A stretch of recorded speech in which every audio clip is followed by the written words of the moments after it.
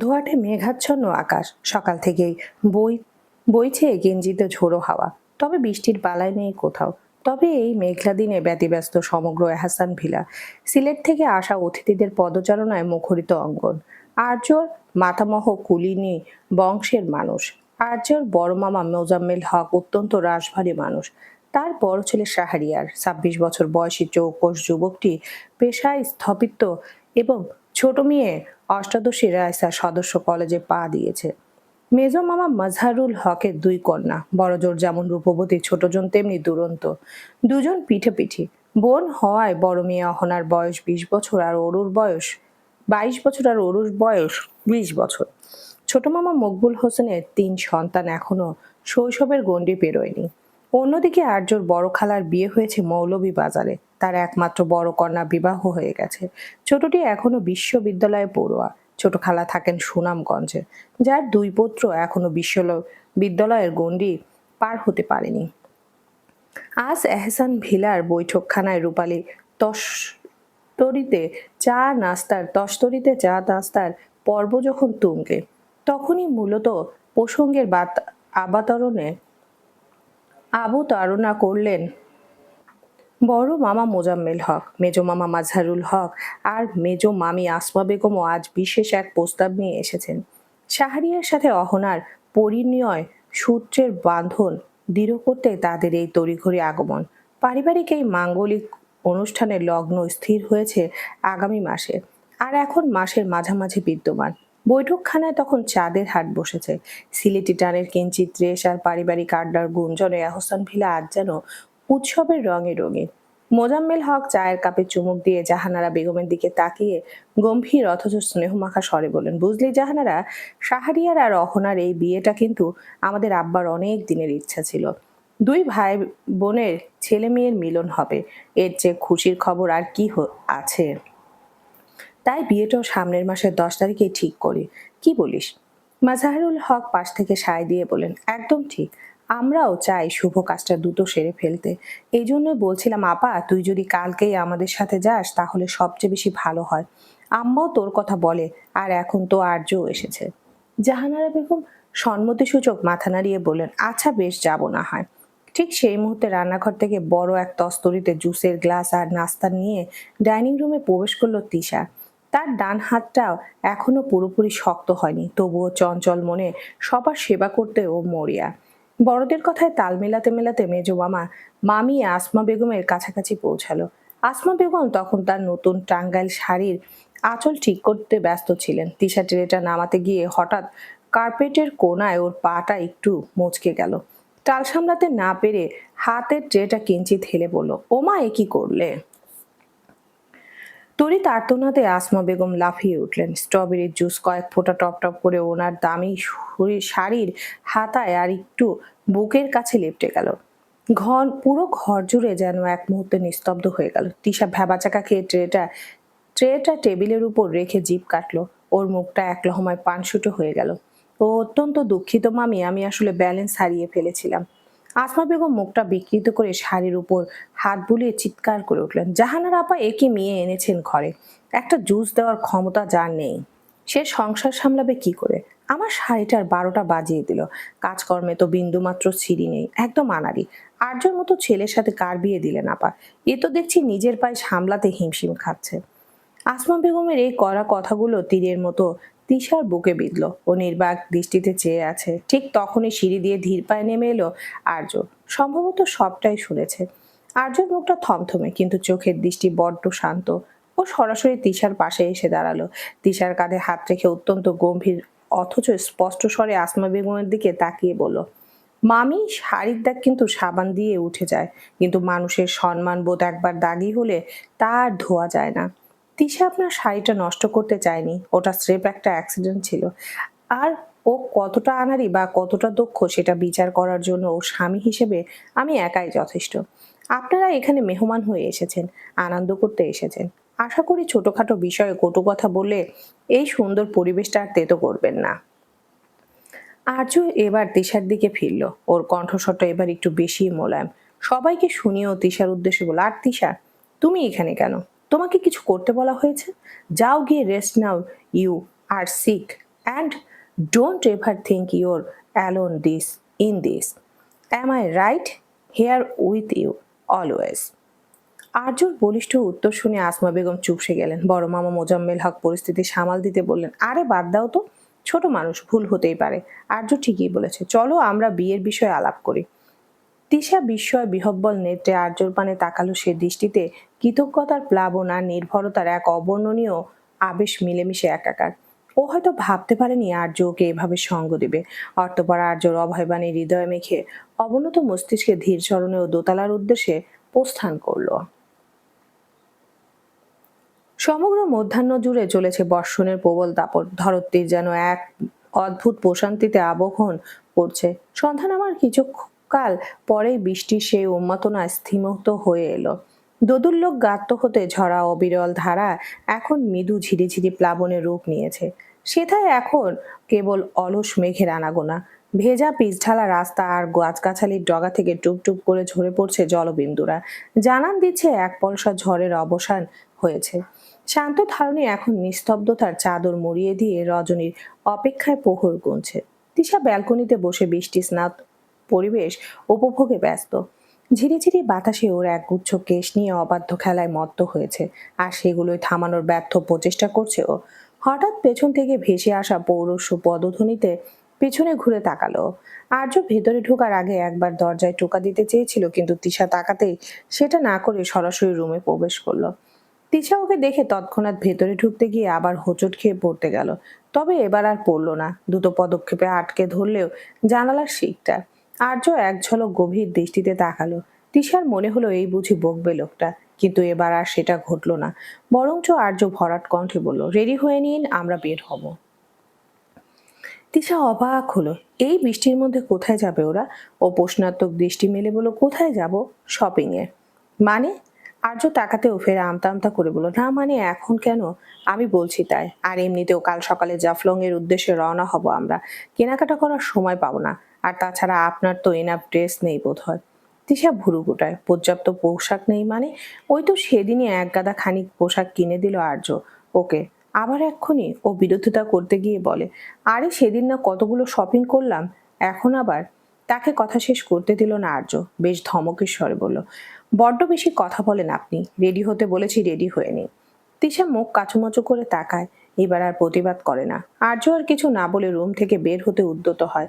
প্রায় চলে গিয়েছিল দরজার চৌকাঠ বেরোবে, ঠিক তখনই তিশা ওকে পিছু ডেকে বলে, এই যে শুনুন। আর্য ঘুরে তাকায়। টুইঙ্কেল কোথায়? না মানে ও যাবে না? না, বৃষ্টির ভিতর ওকে নিব না। এমা, সে কি, কেন? ও আচ্ছা, বৃষ্টির জন্য তো। আচ্ছা। কথা শেষ করে আর্য যেই না বের হবে, আবারও তিশা ওকে ডাকলো, আচ্ছা শুনুন। আর্য ফের ঘুরে তাকায়। ওকে না নিয়ে গেলে কান্নাকাটি করবে। ও ও ওর দাদিয়ার কাছে থাকবে। আপনি বলেছেন ওকে? আচ্ছা। আর্য এবার প্রস্থান প্রস্তুত। দ্রুত বের হয়ে গাড়ি বের করবেও, কিন্তু ওই যে আবারও ডাকলো তিশা ওকে। শুনুন না। আর্য আবারও ঘুরে তাকালো, তবে এবার কিঞ্চিত ভুরু গোটানো। এদিকে বারবার ডাকায় কিছুটা ইতস্তত তিশা নিজেও। জোরপূর্বক হেসে পরিস্থিতি সামাল দেওয়ার ব্যর্থ চেষ্টা করছে ও। কিছু বলার আগে আর্য ওর দিকে এগিয়ে আসলো। তিশা ভাবলো এই বুঝি লোকটা ধমক দেয়, তবে এবার আর তেমন কিছুই হলো না। আর্য সোজা এগিয়ে এসে বিছানার উপর বসে বলল, বলুন, আগে আপনার সব কথা শুনে তারপর যাব না হয়।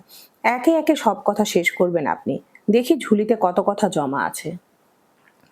আর্যর এমন অতর্কিত শান্ত আত্মসমর্পণে তিশার হৃদস্পন্দন এক লহমায় আবদ্ধ হয়ে উঠল। ললাটে বিন্দু বিন্দু ঘাম আর কম্পিত ওষ্ঠাধারে এক লাজুক বিহব্বলতা খেলে গেল। আর্যর এই প্রশান্ত ভঙ্গি দেখে তিশা বড্ড অপ্রস্তুত বোধ করলো।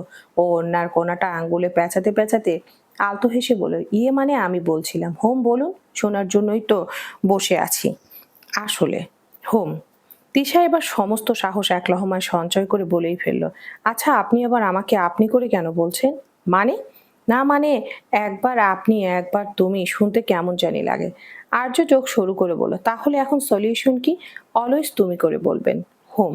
হঠাৎ মুখ ফসকে এমন কথা বলে নিজেও কিছুটা বিভ্রান্ত তিশা। ওর অস্বস্তি দূর করতে আর্য তৎক্ষণাৎ বিছানা ছেড়ে উঠে পড়ল। বেরিয়ে যেতে যেতে বলল, তাড়াতাড়ি আসুন, কুইক। ও বেরিয়ে যেতে তিশা কোমরে হাত বেঁধে দাঁতে দাঁত চেপে বলল, মিস্টার খাটাসা উদ্দিন কোথাকার। স্বাভাবিক কথার ভিতরে সিরিয়াসনেস নিয়ে চলে আসতে হয়। বৃষ্টি ধৌত খুলনার রাজপথ তখন এক মায়াবী রূপ ধারণ করেছে। পিচ ঢালা কালো পাথরের বুকে ল্যাম্পপোস্টের হলদেটে আলো পড়ে এক দীর্ঘ ছায়াবিলাসের সৃষ্টি করছে। আর্যর গাড়িটি যখন শিববাড়ি মোড় পেরিয়ে নিউ মার্কেটের অভিমুখে ছুটছে, তখন চারপাশের বাতাসে ভেজামাটির সেই সোদাগন্ধ আর কামিনী ফুলের মৃদু সুবাস এক অপার্থিব আবেশ ছড়িয়ে দিচ্ছে। বাজারের আধুনিক বিপণী বিতানগুলোর কাচের দেয়ালের বৃষ্টির শেষ বিন্দুগুলো তখনও মুক্ত দানার মতো জমে আছে, যা নাগরিক জৌলসের মাঝেও এক স্নিগ্ধ বিষণ্ণতা ফুটিয়ে তুলেছে। বর্ষ বর্ষণ পরবর্তী এই নিস্তব্ধ শহরে জনসমাগম আজ কিঞ্চিত বিরল হলেও শপিং মলের উজ্জ্বল আলোকসজ্জায় তিশার চোখ ধাঁধিয়ে যাবার জোগাড়। আর্য অত্যন্ত শান্ত পায়ে ওর পাশেই হাঁটছে। ভিড় হেরাতে আর্য বারবার তিশাকে নিজের বাহুর ঘেরা টোপে আগলে রাখছে, যাতে কেউ ধাক্কা না দেয়। একটি নামি দামি পোশাকের দোকানের সামনে এসে দাঁড়ায়, ভেতরে প্রবেশ করার ইশারা করলো। সেলস গার্লস এগিয়ে আসতে আর্য নির্বিকার গলায় বলল, ওনাকে লেটেস্ট ডিজাইনের কিছু শাড়ি আর সালোয়ার কামিজ দেখান। কালার যেন একটু সলিড আর এলিগ্যান্ট হয়। তিশা আর কিছু বলার সুযোগ পেল না। সেলস গার্লটা বিনম্র হেসে ওকে নিয়ে ভেতরে গেল। সেলস গার্ল যখন একের পর এক জমকালো শাড়ি আর সালোয়ার কামিজ আর বাহারি পোশাকের পসরা মেলে ধরছিল, তিশা তখন দামের ট্যাগ দেখে রীতিমতো আটকে উঠছে। ও আর্যর কানের কাছে মুখ নিয়ে ফিসফিস করে বলল, এই যে মিস্টার, আপনি কি ব্যাংক লুট করে এসেছেন? একটা সাধারণ কামিজের দাম যা দেখাচ্ছে, তাতে আমার পুরো মাসের পকেট মানি চলে যাবে। চলুন এখান থেকে। আর্য নির্বিকার ভঙ্গিতে একটি গাঢ় ল্যাভেন্ডার রঙের জর্জেট কামিজটা পরখ করতে করতে বলল, ব্যাংক লুট করতে হয়নি, নিজের উপার্জিত টাকা খরচ করছি। আর বেশি কথা না বলে just pick what you like. Tisha ঠোঁট উল্টে বলল, বললেই হলো? আপনি তো আমাকে পুরো ফ্যাশন প্যারোডে নামিয়ে দিচ্ছেন। আর্য তিশাকে কিছু না বলে কাউন্টারে বাড়িয়ে খুব সাবলীল ভঙ্গিতে নিজের ব্ল্যাক কার্ডটা এগিয়ে দিল সেলস গার্লকে নির্দেশ করে, শুনুন, এই ল্যাভেন্ডারের জর্জেট আর ব্ল্যাক সিকোয়েন্সটা ছাড়াও ওই যে কর্নারে রাখা নেভি ব্লু পিওর সিল্কের শাড়িটা, কাঞ্জিপুরম স্টাইলের ওটা, আর ওই পিচ কালারের হ্যান্ড এমব্রয়ডারি করা থ্রি পিসটা প্যাক করুন। তিশা এবার আর চুপ থাকতে পারলো না। সে আর্যর হাতের উপর হাত রেখে প্রায় চিৎকার করে উঠল, থামুন!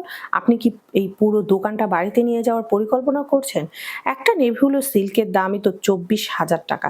আপনার কি মাথা খারাপ হয়ে গিয়েছে? তবে আর্য ওর কথার জবাব দেওয়ার প্রয়োজন বোধ করলো না, বরং বেরিয়ে যেতে যেতে সেলসম্যানের উদ্দেশ্যে বলল, সবগুলো হোম ডেলিভারি করে দেওয়ার ব্যবস্থা করবেন।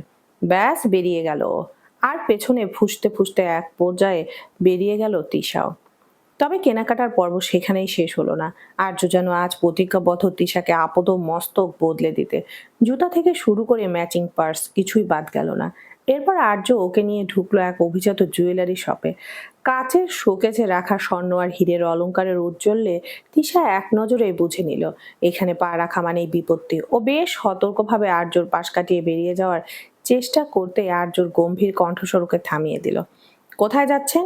এদিকে আসুন, তিশা বিড়বিড় করে বলল, আসলে আমার কোনো গয়নার প্রয়োজন নেই। যা কেনা হয়েছে তাই দিয়েই 3-4টে বিয়ে বাড়ি অনায়াসে পার করে দেওয়া যাবে। চলুন এবার ফিরে যাই।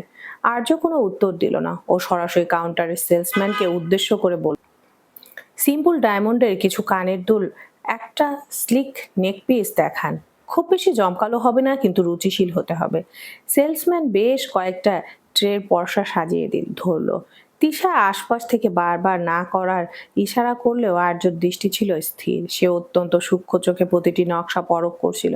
হঠাৎ নজর কাড়ল একটি অতি সাধারণ অথচ অসম্ভব মার্জিত ডায়মন্ডের লকেট, যার ঠিক মাঝখানে একটা নীলকান্ত মণি সমুদ্রের গভীরতার নীল হয়ে আছে। আর্য ইশারায় তিশাকে কাছে ডাকলো। তিশা কাছে আসতে আর্য কোনো ভূমিকা ছাড়াই লকেটটি হাতে নিয়ে তিশার গলায় কাছে ধরলো। ওর ঠান্ডা আঙ্গুলের সোয়া তিশার ত্বকে লাগতেই ও আড়ষ্ট হয়ে গেল। তিশা বাধা দেওয়ার স্বরে বলল, দেখুন, এসবের কোনো মানে হয় না। আমি এত দামি জিনিস সামলাতে পারবো না। আর্যর চোয়াল শক্ত হয়ে এলো। সে লকেটটা রেখে দিয়ে বেশ ভারী গলায় বলল, সামলানোর দায়িত্ব আপনার নয়, ওটা আমার। আর আমি যেটা দিচ্ছি সেটা নিতে শিখুন। তিশার কোনো কথা বলতে পারল না। চুপচাপ নির্বাক ভঙ্গিমায় চেয়ে রইল আর্যর দিকে। রজনীর তিমির বিদায় নিয়ে পূর্ব আকাশে যখন কাঁচা সোনার ও দলস মেঘের কোল ঘেঁষে উকি দিল অ্যাসান ভিলার প্রাঙ্গণে, তখন এক ব্যস্ত মধুর প্রভাতের সূচনা হলো। শিউলিতলার সিক্ত ঘাসের ভেতরে বৃষ্টি বিন্দুরা মুক্তোর মতো চিকমিক করছে। আর কামিনী ফুলের উগ্র সুবাস স্নিগ্ধ পবনে মিশে এক অপার্থিব আবেশ ছড়িয়ে দিচ্ছে। পাখিদের কলকাকলিতে মুখরিত সেই মায়াবী ভোরে জাফলং অভিমুখে যাত্রার আয়োজন সম্পূর্ণ হলো। তিশার পরনে আজ কালো নীল রঙা সিল্কের শাড়ি, যা ওর ফর্সা অঙ্গে এক স্নিগ্ধ আভিজাত্য লেপ্টে দিয়েছে। গলায় চিলিক দিচ্ছে সেই নীলকান্তমণির লকেটটি। আর আর্যর পরনে আসমানি রঙের শার্টিন শার্ট আর কালচে জিন্স। ওর রাশভারী ব্যক্তিত্বে আজ যেন এক প্রশান্ত অরণ্য নিস্তব্ধতা বিরাজমান। টুইঙ্কেল লাল ফ্রক পরে প্রজাপতির মতো এদিক ওদিক ছুটে বেড়াচ্ছে, পরক্ষণে তিশার কাছে এসে থামছে। টুইঙ্কেল এবার দৌড়ে এসে ওর ছোট্ট হাত দুটো দিয়ে তিশার শাড়ির আঁচলটা খামচে ধরে গোল গোল চোখে তাকিয়ে রইল। তিশার কাজল কালো চোখগুলো, গলার সেই নীল লকেটটা দেখে ও যেন বিস্ময়ে থমকে গেছে। ও হুট করে তিশার গালে একটা পুচকো আঙ্গুল দিয়ে টোকা দিয়ে আদুরে গলায় বলল, ও M G bunny, you look like a real Elsa. এই ব্লু ড্রেস আর গলার এই শাইনি স্টোনটা, তুমি কি আজ ম্যাজিক করে জাফলং এর সব পাহাড় বরফ বানিয়ে দেবে? তিশা খিলখিল করে হেসে উঠল, টুইঙ্কেলকে কোলে তুলে নিল, ওর নাকে নাক ঘষে দিয়ে বলল, নোট মাই লিটিল সেন্ডারেলা, ম্যাজিক তো তুমি করো। আর শোনো, পাহাড়ে গিয়ে কিন্তু একদম দুষ্টুমি করা যাবে না, ওকে? টুইঙ্কেল দু হাত দিয়ে তিশার গলা জড়িয়ে ধরে ঘাড় বাঁকিয়ে বলল, প্রমিস বানি, আমি একদম গুড গার্ল হয়ে থাকবো, বাট পাপা যদি আবার তোমাকে বকে তখন কিন্তু আমি ফাইট করব। Don't worry, I am your bodyguard. Tisha ওর কপালে একটা শব্দ করে চুমু খেলো। ওরা যখন এমন খুনসুটিতে মত্ত, ঠিক তখনই ভেসে এলো আর্যর গম্ভীর কণ্ঠস্বর, আই থিঙ্ক বেলা বাড়ছে, কমছে না। তিশা দৃষ্টি কুচকে তাকায় ওর দিকে, বিড়বিড় করে বলে, আল্লাহর ওয়াস্তে এই করলা যদি কখনো একটু সুন্দর করে কথা বলতে পারে। কি বলছেন? কই কিছু না তো। দ্রুত গাড়িতে উঠুন, মা মামিরা অন্য গাড়িতে যাবে। আই থিঙ্ক আপনারা আমার সাথে যাওয়াটাই বেটার। কি কিন্তু? আমি কোনো এক্সকিউজ শুনতে চাচ্ছি না, দ্রুত উঠুন, হ্যারি আপ। কি আর করার, তিশা কাচুমাচু ভঙ্গিমায় আর্যর গাড়িতে গিয়ে বসলো। ওর ইচ্ছা ছিল জাহানারা বেগমের সাথে যাওয়ার, কিন্তু আর্য সেই মনোবাসনা পূর্ণ হতে দিল কই। এম কি এখন এম কি এখন হঠাৎ প্রশ্নে রায়াদের এদিকে ফিরে চাইল সাবরিনা। ঢাকা বিশ্ববিদ্যালয়ের কোল ঘেঁষে সদ্য গড়ে ওঠা এই ক্যাফেটেরিয়া যেন নাগরিক কোলাহলের মাঝে এক চিলতে স্নিগ্ধ অরণ্য। দেয়ালের কোণে ঝুলন্ত লতানো গাছ আর মৃদুনীল আলোর মায়ায় এক অপার্থিব নিস্তব্ধ বুনছে এখানে। কফির সুবাস আর হালকা ধোয়ার কুণ্ডলি বাতাসে মিলাচ্ছে। বিশ্ববিদ্যালয়ের একটি জরুরি দাপ্তরিক কাজে আজ ক্যাম্পাস অব্দি আসতে হয়েছিল রায়াতকে। কাজ শেষে যখন ও ফিরছিল তখনই দেখা হয়েছে সাবরিনার সঙ্গে। সাবরিনাও আজ এসে বান্ধবী জুথিকার বাসায়। পরিচিত দুটি মুখ যখন এই চেনা রাজপথে আচমকা মুখোমুখি হলো, তখন গন্তব্যের তারা ভুলে দুজনে আশ্রয় খুঁজলো এই নবীন ক্যাফেটেরিয়ার নিভৃত কোণে। আপাতত ঢাবিতে চান্স পেতে চাই। রায়াত আলতো করে চুমুক দিল কফিতে। ও হ্যাঁ, তোমার তো এইচএসসি সামনে আছে, তো প্রিপারেশন কেমন? ভালোই।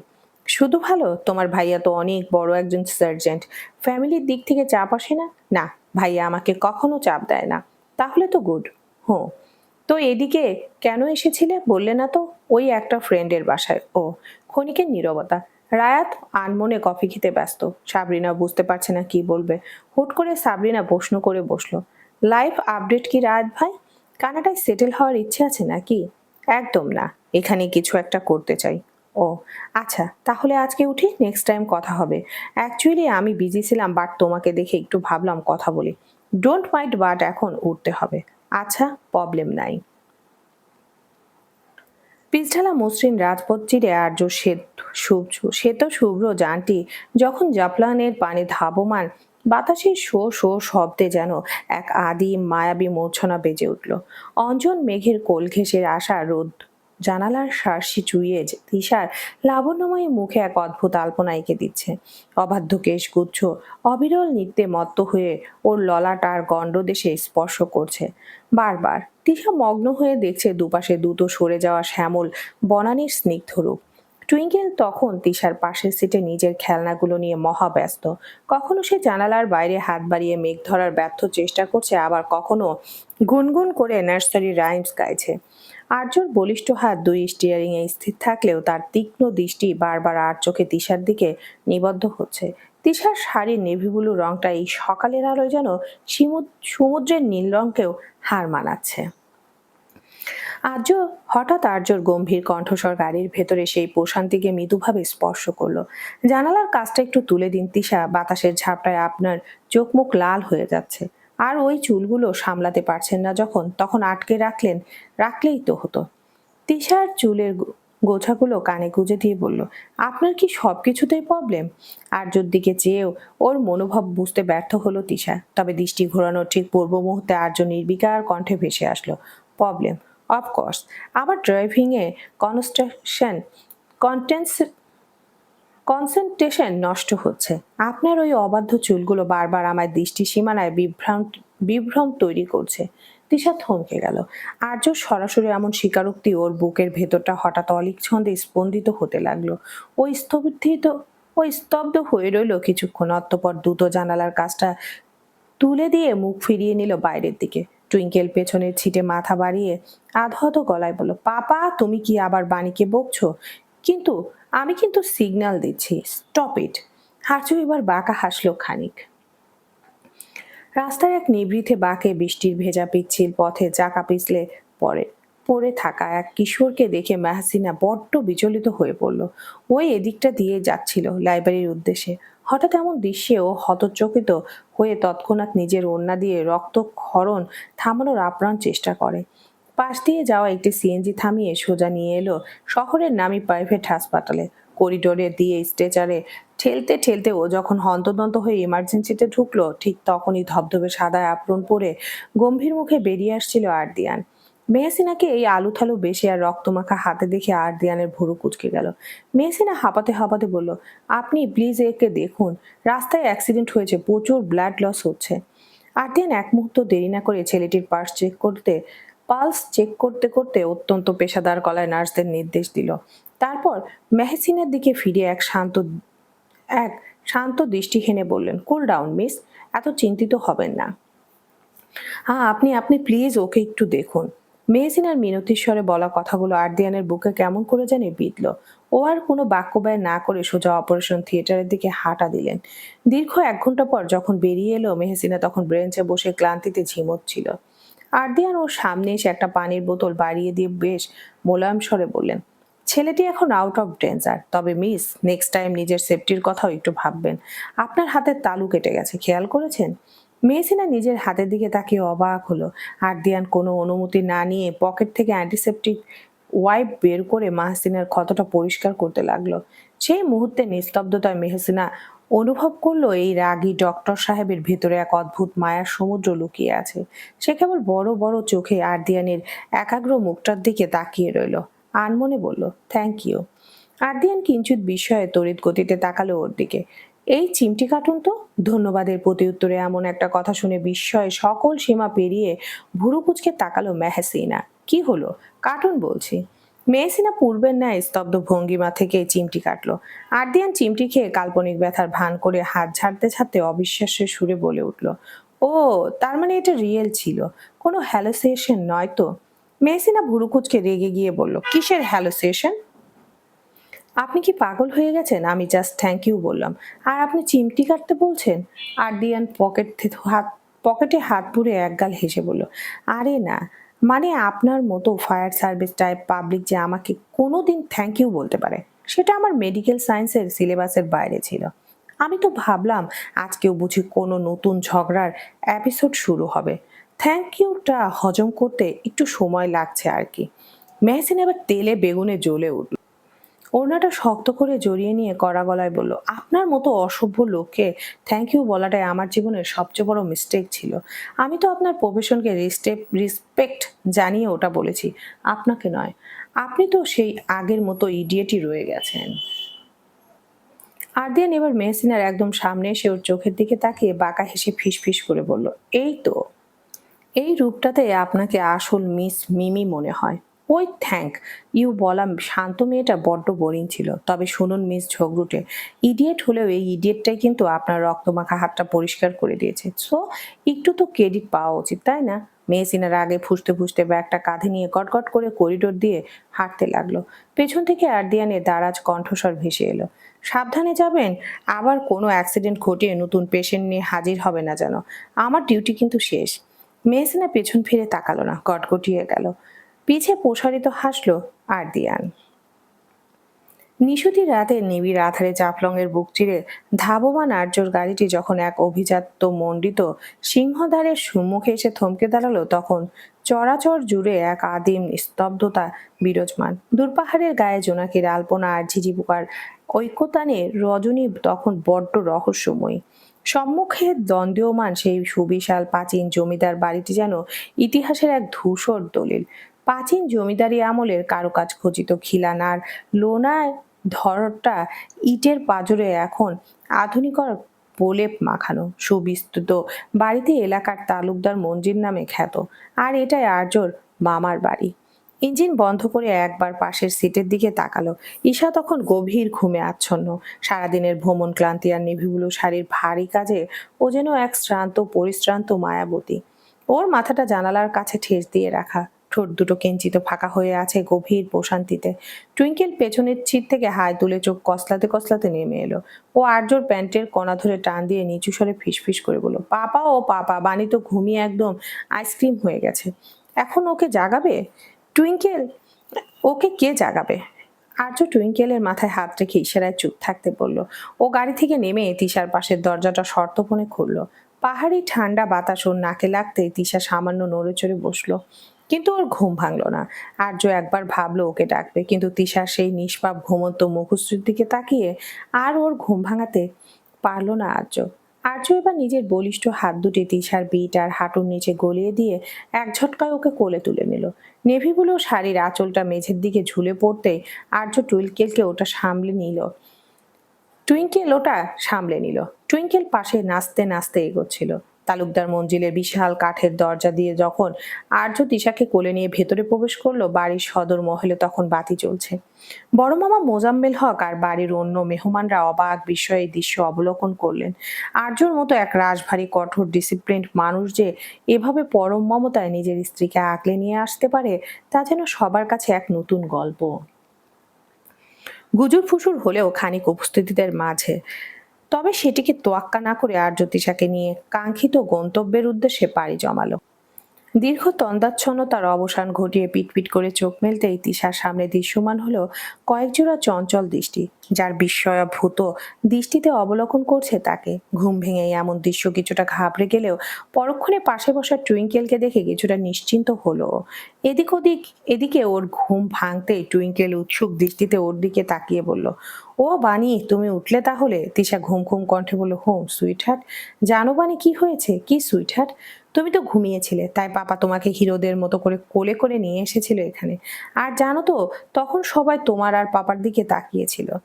টুইঙ্কেলের কথাগুলো কর্ণচর হতে শোভনন্দীয় ঝা ঝা করে উঠল তিশার। দৃষ্টি বিস্ফোরিত লজ্জায় মনে হলো ধরিত্রী বিদ্বিধা হোক আর ও তার মধ্যে ঢুকে যাক। এর মাঝে হঠাৎ এক নবকুড়ির দলবল ঘিরে ধরলো ওকে। রাইসা ওর দিকে এগিয়ে এসে বিছানায় ধপাস করে বসে বলল, আরে ডোন্ট সাই ভাবিমণি, আমরা তো রীতিমতো ভরকে গেছি ভাইয়াকে ওভাবে দেখে। মানে ওনার মতো মানুষ সোজা কোলে করে এন্ট্রি নিল। উফ, কি জোশ লাগছিল। তিশা ভালো করে তাকিয়ে দেখলো চঞ্চল অষ্টাদশী কন্যাটির পানে। রাইসা তৎক্ষণাৎ ওই দিকে তাকিয়ে খানিক প্রসারিত হেসে বলল, ও হ্যাঁ, তোমাকে তো আমার নামই বলিনি। আমি রাইসা, মেহেরা ইবনাত রাইসা। তোমার সব থেকে কিউট ননাস। এতক্ষণ সব ঠিক চলছিল। হুট করে রায়সার এমন কথায় তেড়ে আসলো রায়া। দাঁতে দাঁত চেপে বলল, তুই কিউট মানে? একটি কিউট ননাস আমি, ভাবিমণির। তাই না ভাবিমণি? তিশা খানিক মিষ্টি হাসলো ওদের এমন খুনসুটিতে। তোমরা সবাই কিউট, আমার কিউটি কিউটি ননাস। ঝগড়া করে না প্লিজ। রায়সা ওকে মারতে আসা রায়ার হাতটা আটকে তিশার উদ্দেশ্যে বলল, দেখেছো তো ভাবিমণি, কি পরিমাণ বাঁদরও।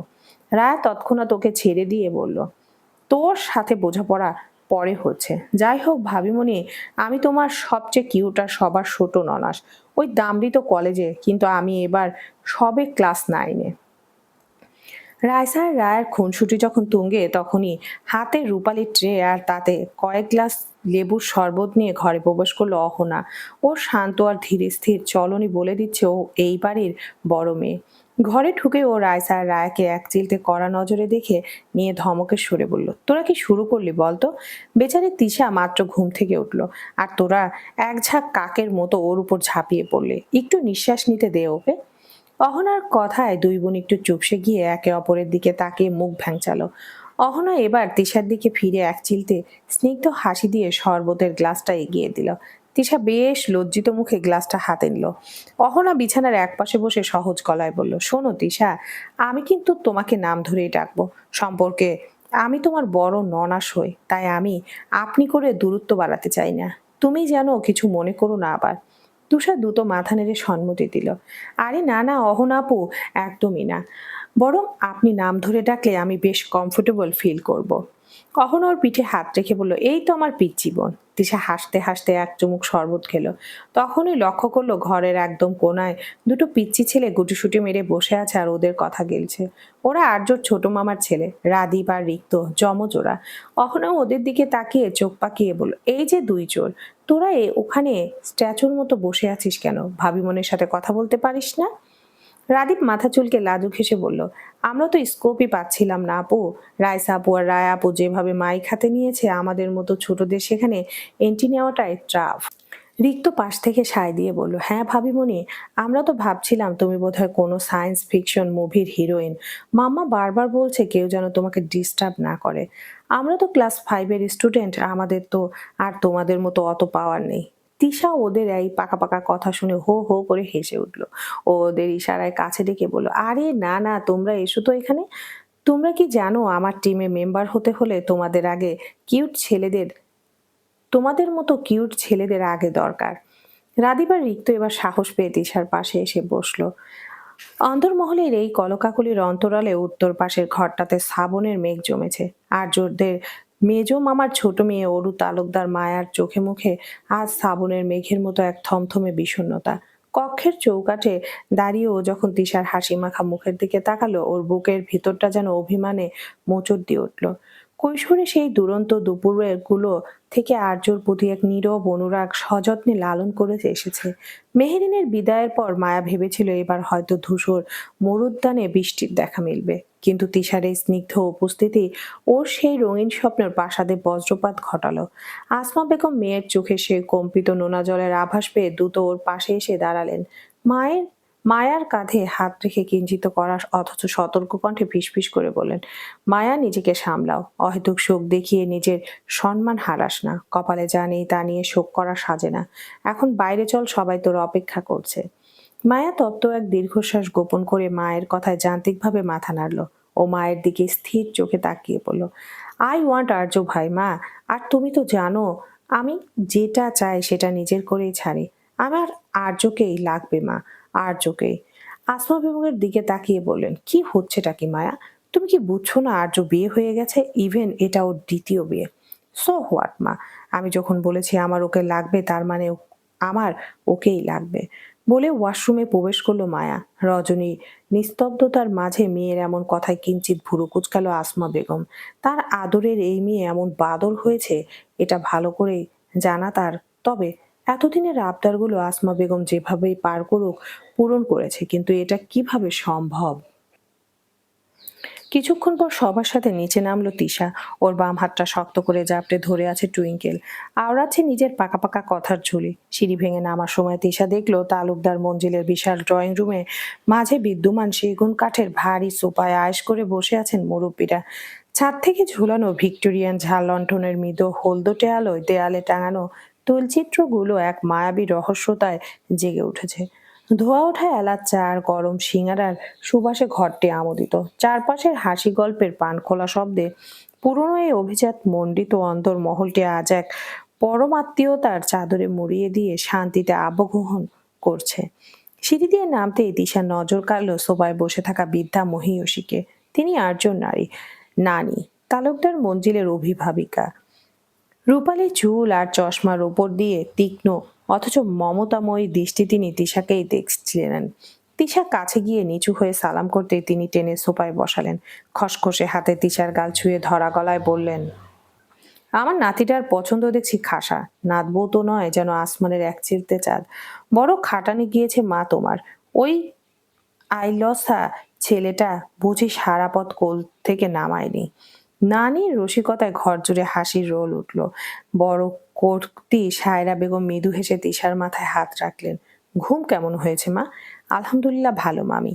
এবার তিনি খানিক রসিকতা মিশিয়ে বললেন, হবে নাই বা কেন, আমাদের ছেলের কোলে চড়ে যে এসেছো। ঘরভর্তি মানুষের সামনে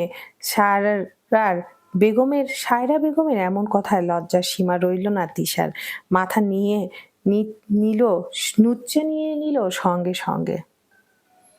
ছোট কর্তি সালেহা বেগম পাশ থেকে ফোড়ন কাটলেন। একদম ঠিক, আর্যর গম্ভীর্য তো দেখেছি তোমরা।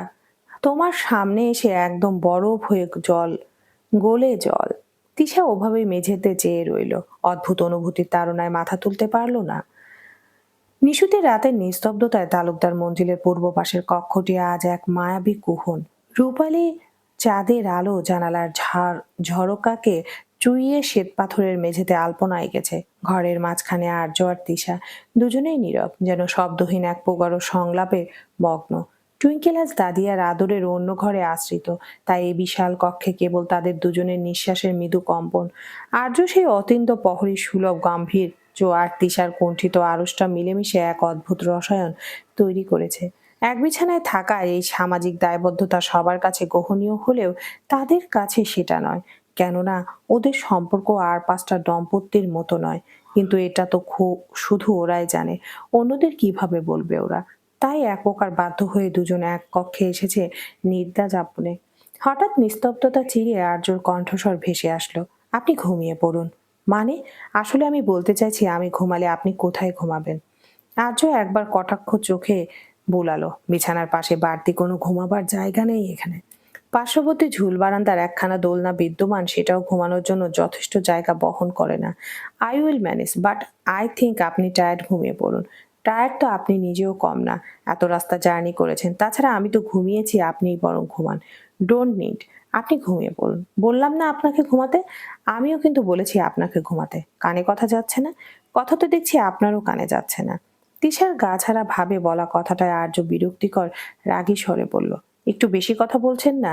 যা বললাম সেটা করুন। আরে মশাই, বললাম তো ঘুমিয়ে পড়তে। আমার এখন রাতে ঘুম তো সবকিছু আসবে না, আপনি বরং ঘুমান। নিশীথে রাতে সেই মায়াবী নিস্তব্ধতায় আর্য আর তিশার মধ্যেকার বাকযুদ্ধ যেন এক অদ্ভুত পূর্ণতা পেল। আর্যর কপালে বিরক্তি সূচক ভাই, আর তিশার চোখে একরোখা জেদ। আর্য সেই রাগী কণ্ঠস্বর তোয়াক্কা না করে তিশাকে দুই হাত কোমরে বেঁধে সামনে এসে দাঁড়ালো। ও বেশ চিবিয়ে চিবিয়ে বলল, দেখুন মিস্টার, আপনার এই আই উইল ম্যানেজ থিওরিটা জাহাজে খাটাতে পারেন, কিন্তু এখানে নয়। এই ঘরে সোফা নেই, আর ওই ঝুল বারান্দার দোলনায় শুলে কাল সকালে আপনার পিঠের হাড়গুলো ডিসপ্লেড হয়ে যাবে। তখন কিন্তু আমাকে আবার সেবা করতে হবে। সো জাস্ট স্টপ বিগিং আ শহীদ। আজও ভুরুকুচকে তিশার দিকে এক পা এগিয়ে এলো। ওর দীর্ঘ দেহের ছায়া তিশার উপর পড়তেই তিশা কিঞ্চিত থতমত খেলো। আর্য বেশ নিচু স্বরে বলল, তিশা, আপনি কি ভুলে যাচ্ছেন আপনি কার সাথে কথা বলছেন? আমি যেটা ডিসাইড করছি সেটাই হবে। আপনি ঘুমান, আমার জন্য আপনাকে ওকালতি করতে হবে না। তিশা এবার দমিনা গিয়ে এক পা আরো এগিয়ে দৃঢ় কণ্ঠে বলল, ভুলছি না। আমি জানি আপনি অনেক জেদি, কিন্তু এখন জেদ দেখানোর সময় নয়। লুক মিস্টার, আপনিও টায়ার্ড, আমিও টায়ার্ড। মাঝখানের এই অদৃশ্য দেয়ালটা কি এক রাতের জন্য একটু সরানো যায় না? আমি আপনাকে আমি আপনাকে অফার করছি, আমরা দুজনে এই বিশাল বিছানায় ঘুমাতে পারি। আমি আমার সাইডে থাকবো, আপনি আপনার সাইডে। মাঝখানে বালিশের বর্ডার দিয়ে দেব, যদি আপনার সিকিউরিটি নিয়ে ভয় থাকে। আপনি কি সিরিয়াস? আপনি আসলে কমফোর্টেবল তো?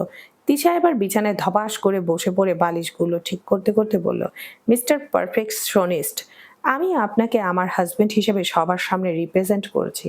সো আপনার সাথে এক বিছানো ঘুমানোটা আমার কাছে এখন কোনো ক্রাইম নয়। আর তাছাড়া আপনি তো নিজেই আমাকে কোলে করে নিয়ে এসেছেন। তখন কি আমার পারমিশন নিয়েছিলেন? এখনকার জন্য জাস্ট রিল্যাক্স করুন আর ঘুমান। আমি প্রমিস করছি ঘুমের ঘরে আমি আপনার উপর অ্যাটাক করব না। আর্য এবার পরাজয় স্বীকার করে নিয়ে একটা দীর্ঘশ্বাস ফেলল। সে ধীর পায়ে বিছানার অন্য পাশে গিয়ে বসল। তিশা মাঝখানে এক শাড়ি বা কোল বালিশ আর কুশন সাজিয়ে দিয়ে একগাল হেসে বলল, বর্ডার ডান। আপনি আপনার টেরিটরিতে থাকুন, আমি আমারটাতে। Good night. আর্য নিঃশব্দে শুয়ে পড়ল। ঘরের আলো নিভে যাওয়ার পর চাঁদের আলোয় তিশার শান্ত মুখ ছবিটা ওর নজরে এলো। আর্য অনুভব করলো ওর জীবনের কঠিন অনুশাসনে তিশা যেন এক পলসা অবাধ্য বৃষ্টির মতো মিশে যাচ্ছে, যা হয়তো কাম্য নয়। নিশুতি রাতের নিস্তব্ধতা যখন তালুকদার মঞ্জিলের প্রতিটি কোণকে আচ্ছন্ন করে ফেলেছে, তখন পূর্ব পাশের সেই কক্ষটিকে চাঁদের আলো এক মায়াবী রূপকথা বনে চলেছে। জানলার ঝরকা দিয়ে আসা রূপালী আভা আর্য সুঠাম অবয়ব আর তিশার ঘুমন্ত মুখশ্রীর উপর পড়ে এক অদ্ভুত বৈপরত্য তৈরি করছে। ঘুমের ঘোরে আর্য হঠাৎ অনুভব করলো তার বুকের উপর একজোড়া কোমল হাতের স্পর্শ, আর গলার কাছে কারো উষ্ণ নিঃশ্বাসের মৃদু দোলা। তন্দ্রাচ্ছন্ন চোখ দুটো ঈষৎ মেলে আর্য দেখল মাঝখানে সেই সযত্নে সাজানো বালিশের বর্ডার কখন যে তিশার অবাধ্য ঘুমের তোরে ধূলিসাৎ হয়ে গেছে তার চিহ্ন নেই। কোলবালিশগুলো বিছানার এক কোণে অবহেলায় পড়ে আছে। তিশা এখন সম্পূর্ণ ওর গায়ের উপর আছোয়া হয়ে ওর প্রশস্ত বুকে মুখ গুজে পরম নিশ্চিন্তে ঘুমাচ্ছে। ওর এলোমেলো রেশমি চুলগুলো আর্যর কাঁধে আর গালে লেপ্টে আছে। টিমটিমে নীলচে আলোয় তিশার ঘুমন্ত মুখটা দেখে আর্যর কি যেন ভাবলো। তবে ঘুম ঘোরের আনমনা তন্দ্রাচ্ছন্নতা থেকে তিশার সরাবার শক্তি আর তিশাকে সরাবার শক্তি আর হলো না ওর। ফের পাড়ি জমালো ঘুমের রাজ্যে। এক স্নিগ্ধ শান্ত প্রভাতের আগমন। ভোরের আলো ফুটতেই তালুকদার মঞ্জিলে ব্যস্ততার রেশ যেন কিঞ্চিতে বৃদ্ধি পেয়েছে। তবে এই ব্যস্ততা বিয়ের কোনো আনুষ্ঠানিকতার জন্য নয়, বরং বাড়িতে আসা মেহমানদের আপ্যায়ন আর উপস্থিতিকে ঘিরে। ঘুম ভাঙার পর ফ্রেশ হয়ে খানিক বাদে হন্তদন্ত হয়ে ড্রয়িং রুমে এসে হাজির হলো তিশা। সূর্যালোক উদ্ভাসিত তালুকদার মঞ্জিলের অন্দরমহলে ঈষৎ ব্যস্ততার মুখর। মেহমানদের কলকাকলি আর অকারণ ব্যস্ততায় পুরনো এই অট্টালিকার প্রতিটি ইটের পাঁজরে পানের স্পন্দন জেগেছে। বৈঠকখানার বাতাসে ভাসায় এলা চাঁদা চায়ের মায়াবী সুবাসে এক অদ্ভুত উৎসব মুখর অলস্য জড়িয়ে আছে। সিঁড়ি ভেঙে নিচে নামতেই তিশার কানে এলো হাসির লহর আর কাচের তস্তরির টুংটাং শব্দ। ড্রয়িং রুমের প্রশস্ত আরাম কেদারায় বসে আছেন বড়রা। তাদের গম্ভীর আলোচনার মাঝে ছোটদের খুনসুটি এক অনন্য মাত্রা যোগ করেছে। তিশার নজর হঠাৎ গিয়ে আটকালো জানালার ধারে সেই নিভৃত কোণাটা। কোলাহল থেকে নিজেকে বিচ্ছিন্ন করে আর্য এক মনে ল্যাপটপে ডুবে আছে। তিশার উপস্থিতি দৃশ্যমান হতে টুইঙ্কেল প্রজাপতির মতো ডানা মেলে উড়ে এলো। ও তিশার শাড়ির আঁচলটা খামচে ধরে ওই ছোট্ট ছোট্ট মায়াবী নীলাভ আখিজোড়া মেলে স্নিগ্ধ হেসে বলল, বানি তুমি এসেছো হোম সুইট হার্ট। তুমি কখন উঠেছো? এই তো একটু আগে। ভেরি ভেরি গুড মর্নিং বানি। তুমি ঠিকই বলেছিলে, এখানে অনেক বেশি মজা হচ্ছে। আমি খুব এনজয় করছি সবার সাথে। তিশা হাসি মুখে টুইঙ্কেলের মাথায় স্নেহের পরশ বুলাতে যাবে, ঠিক তখন ওই সিঁড়ির পাশ দিয়ে একজোড়া হাওয়ার মতো নেমে এলো মায়া। ও এক পলক থামলো। তিশার দিকে ওর বিষাক্ত চাহনি গিয়ে স্থির হলো। মায়া সেই ঈশাতর আর শীতল দৃষ্টিতে তিশা মুহূর্তের জন্য স্থির হলো। সামান্য ভুরু কোটাতে মায়া কোনো কথা না বলে গটগট করে নিচে নেমে এক পরিচারিকার উদ্দেশ্যে কঠোর কণ্ঠে বলল, what the hell are you doing Lamia? কি করিস কি সারাদিন? বলেছি না সকালে আমার লেবুর মধুর পানি রেডি করে রুমে রেখে আসতে? কথা কানে যায় না? শান্ত পরিস্থিতির মাঝে হঠাৎ মায়ার এমন রুক্ষ আচরণে সবাই ওর দিকে ফিরে চাইল। লামিয়া নামক মেয়েটি লেবু মধুর পানির গ্লাসটা হাতে নিয়ে এক প্রকার ছুটতে ছুটতে এসে হাঁপিয়ে অসহায় কণ্ঠে বলল, দুঃখিত আপু, আসলে আমি একটু ব্যস্ত হয়ে পড়েছিলাম তো তাই। আর আপনার লেবু মধুর পানি তৈরিই ছিল। মায়া ছো মেরে ওর হাত থেকে গ্লাসটা নিয়ে গম্ভীর কণ্ঠে বলল, এরপর থেকে টাইমলি পাই যেন। ও আর চোখে তিশার দিকে তাকিয়ে বলল, অন্য কোনো আউটসাইড পার্সনের জন্য আমার কিছুতে দেরি যেন না হয়। ও আর কোনো কথা না বলে সোজা সিঁড়ি বেয়ে উপরে উঠতে যেতেই পেছন থেকে আঞ্জুমান বিবি ওকে ডেকে বললেন, দাঁড়াও মায়া। মায়া ওনার দিকে ঘুরে দাঁড়িয়ে বলল, জি দাদিমা, এদিকে এসো। মায়া কিঞ্চিত ভুরু কুঁচকালো।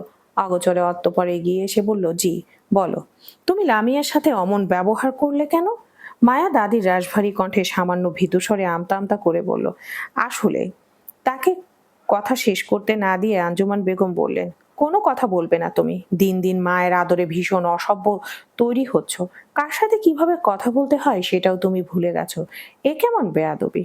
আঞ্জুমান বিবির কড়া শাসনের সামনে মায়া মুহূর্তের জন্য কুঁকড়ে গেল ঠিকই, কিন্তু পরক্ষণে ওর ভেতরের সেই চিরচেনা ড্রামা কুইন ভাবটা জেগে উঠল।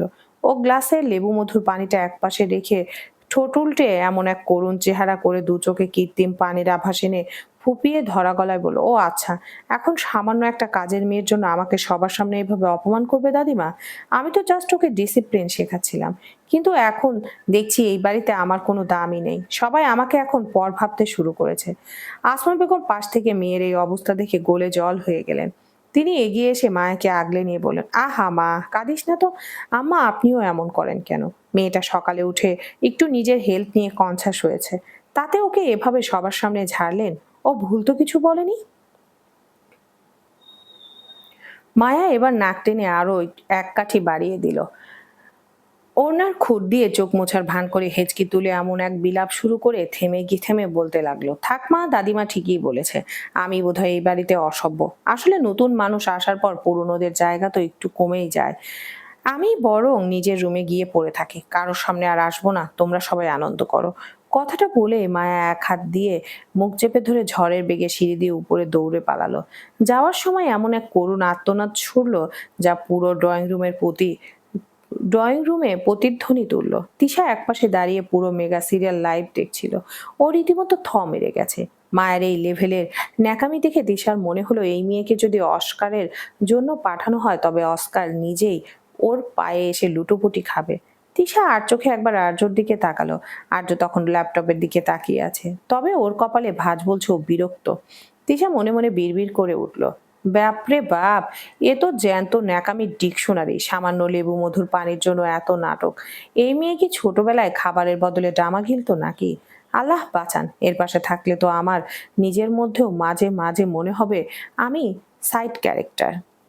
আঞ্জুমান বিবি এক দীর্ঘশ্বাস ফেলে মাথা নাড়লেন। পুরো ড্রয়িং রুমে তখন এক অস্বস্তিকর নিস্তব্ধতা, যা কেবল মায়া সেই কৃত্রিম কান্নার প্রতিধ্বনিতে ভারী হয়ে আছে।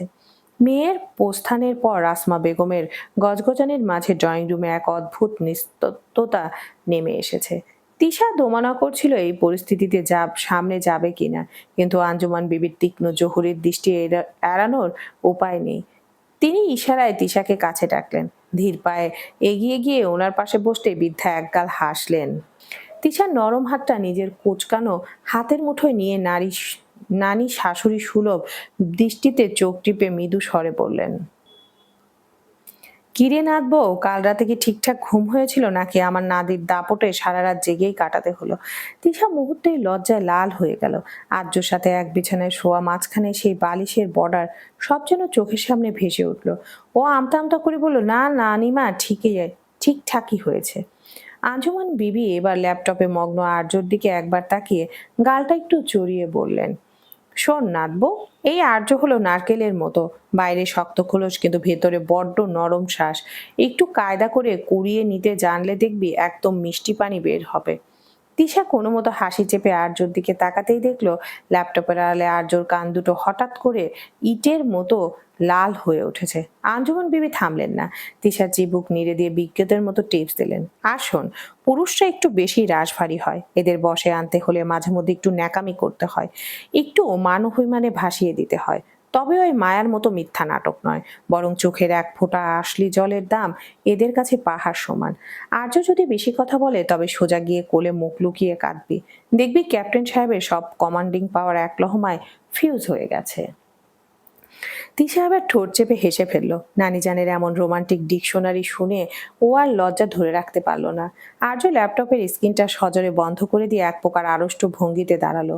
ও কারো দিকে না তাকিয়ে গম্ভীর গলায় বলল, এখানে নয়েসের পরিমাণটা খুব বেশি। ও গটগট করে দোতলার উদ্দেশ্যে পা বাড়াতে আঞ্জুমান বেগম তিশার কানে কানে ফিসফিস করলেন, দেখলি তো, সব সব কথা সব কানে গেছে। যা বললাম এখন থেকে শুরু কর মা, বেশি দেরি করিস না। তিশা লাজুক ভঙ্গিতে আঞ্জুমান বেগমের দিকে চেয়ে রইল।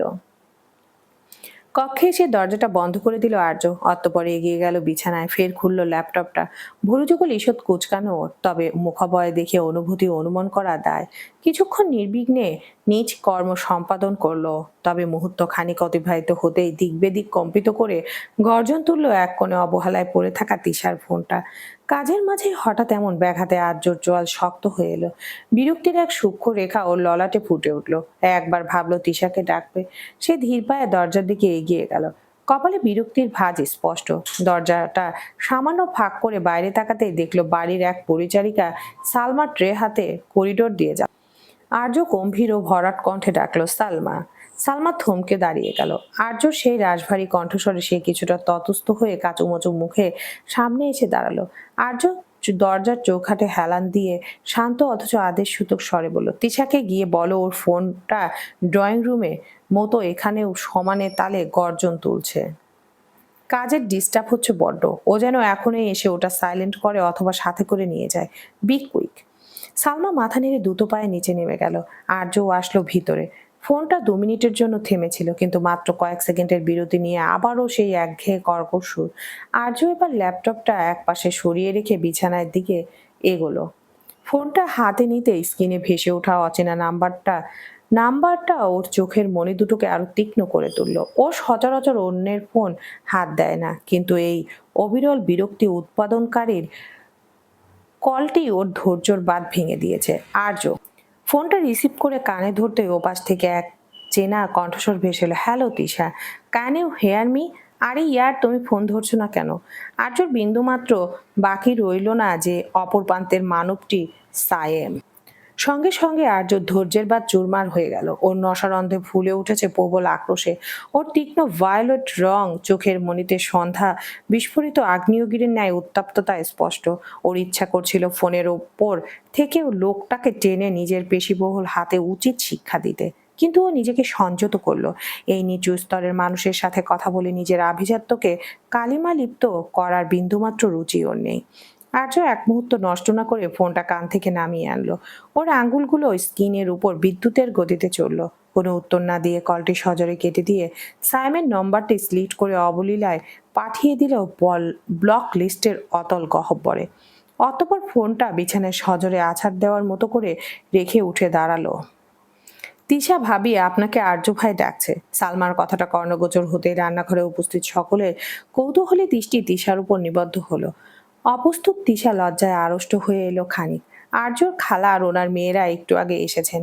আর্যর খালাতো বোন তিথি এসেই হেসেলে ঢুকেছে। ও সবে আলু ভাজায় মনোনিবেশ করেছিল, তবে সালমার কথা শুনে ওর হাতটা রেখে একগাল হেসে তিশার দিকে আর্চকে তাকিয়ে বেশ রসিকতা সুরে বলল, কি ব্যাপার তিশা, আমাদের ক্যাপ্টেন সাহেব কি এক মুহূর্ত তোমাকে ছাড়া চলে না? এই তো মাত্র কিছুক্ষণ হলো, এর মধ্যে আবার তলব? তিথির কথায় রান্নাঘরের অন্য প্রান্তে দাঁড়িয়ে তিথির বোন তামান্না আর অহনার ঠোঁট চেপে হেসে উঠল। অহনা ওর ওড়নাটা ঠিক করতে করতে টিপ্পনি কাটলো, আরে তিথি আপু, তুমি বুঝছো না কেন? আর্য ডিটেক্টর মানুষ, ও চাচ্ছে ওর পার্সোনাল অ্যাসিস্ট্যান্ট যেন 24 ঘন্টা ওনার চোখের সামনে থাকে। আর তিশা, যাও যাও, দেরি করলে আবার হয়তো ক্যাপ্টেন্স অর্ডার অমান্য করার অপরাধে তোমার জেল হয়ে যাবে। মিতি পাশ থেকে ফোড়ন কাটলো, জেল তো হবেই, তবে ওটা ওর তো আর হাজত নয়, আর্য ভাইয়ার হৃদয়ের কারাবাস। তিশা, জলদি যাও, না হলে আর্য হয়তো নিজেই নিচে নেমে আসবে তোমাকে কোলে করে তুলে নিতে। তিশার অবস্থা তখন শোচনীয়। লজ্জায় ওর গাল দুটো জবা ফুলের মতো লাল হয়ে উঠেছে। ও আমতা আমতা করে বলল, আরে না না, তোমরা শুধু শুধু বানিয়ে বলছো, হয়তো কোনো দরকারি ফাইল বা ফোন নিয়ে কোনো কথা আছে। লোকটা যে কি পরিমাণ খিটখিটে তোমরা তো জানোই। রান্নাঘরের মাঝখানে দাঁড়িয়ে থাকা ছোট চাচি আর মেজো মামি পর্যন্ত তিশার এই অপ্রস্তুত ভঙ্গি দেখে মুখ টিপে হাসছিলেন। ছোট মামি হাতা নেড়ে বললেন, যাও মা তিশা, আর্যর ডাক উপেক্ষা করো না, দেখে এসো কি বলছে। তিশার এক মুহূর্ত সেখানে দাঁড়ানোর সাহস পেল না। ননদদের সে অন্তহীন রসিকতা আর বিদ্যুপের বান থেকে বাঁচতে ও দ্রুত পা বাড়ালো সিঁড়ির দিকে। ওর বুকের ভেতরটা তখন দুরু দুরু কাঁপছে। কি কারণে এমন আকস্মিক জরুরি তলবটা বোঝার ব্যর্থ প্রচেষ্টা চালাচ্ছে মস্তিষ্ক। কক্ষের রুদ্ধদ্বারের সম্মুখে এসে তিশা থমকালো ক্ষণকাল। ললাটে জমে থাকা বিন্দু বিন্দু ঘামটুকু ওড়নার আঁচলে মুছে নিয়ে ধীর হস্তে কপালে টোকা দিল। ভেতর থেকে কোনো প্রতিউত্তর না পেয়ে ও অত্যন্ত সর্তপণে অঙ্কল মুক্ত করে ভেতরে প্রবেশ করলো। কক্ষটি এক মায়াবী নিস্তব্ধতায় আচ্ছন্ন। জানালার ঝোরকা চুইয়ে আসা বিকেলের ম্লান রোদ শ্বেত পাথরের মেঝেতে দীর্ঘ ছায়া ফেলেছে। তিশা প্রথম দৃষ্টিতে আর্যকে কোথাও দেখতে পেল না। ও কিঞ্চিত বিভ্রান্ত হয়ে পা বাড়াতেই নজর কাড়ল ড্রেসিং টেবিলের আয়নার পাশের সেই নিভৃত কোণাটায়। সেখানে রৌদ্রছায়ার আলপনা মেখে দাঁড়িয়ে আছে এক দীর্ঘ ঋজু দেহ আর্য সেই প্রশস্ত কাদার পকেট হাত গুজে দাঁড়িয়ে থাকার ভঙ্গিটুকু দেখে তিশা মুহূর্তে চিনে নিল তাকে। তিশা কিঞ্চিত ভুরুকুঞ্চন পূর্বক ভাবলো, এই লোক কি শোপিস হওয়ার প্র্যাকটিস করছে নাকি। অতঃপর বেশ সতর্ক পায়ে আর্যর পেছনে গিয়ে দাঁড়িয়ে গলা খাকারি দিয়ে স্পষ্ট স্বরে ডাকলো, আমাকে ডাকছিলেন? আর্য মন্থর গতিতে ঘুরে দাঁড়ালো। ওর তীক্ষ্ণ ভরার দৃষ্টি তিশার উপর নিবদ্ধ হলো সহসা। আর্য কোনো কথা না বলে অত্যন্ত ধীর লয়ে তিশাকে আপদ মস্তক নিরীক্ষণ করতে শুরু করলো, ওর পায়ের নখ থেকে শুরু করে অবিন্যস্ত কেশগুলো পর্যন্ত। আর্যর এই নির্বাক ও অতল স্পর্শী চাহনিতে তিশা বড্ড অস্বস্তি বোধ করছে। ও ভুরু কুচকে কিঞ্চিত ঝাঁঝালো কণ্ঠে বলল, ওভাবে মিউজিয়ামের স্ট্যাচু দেখার মতো কি দেখছেন?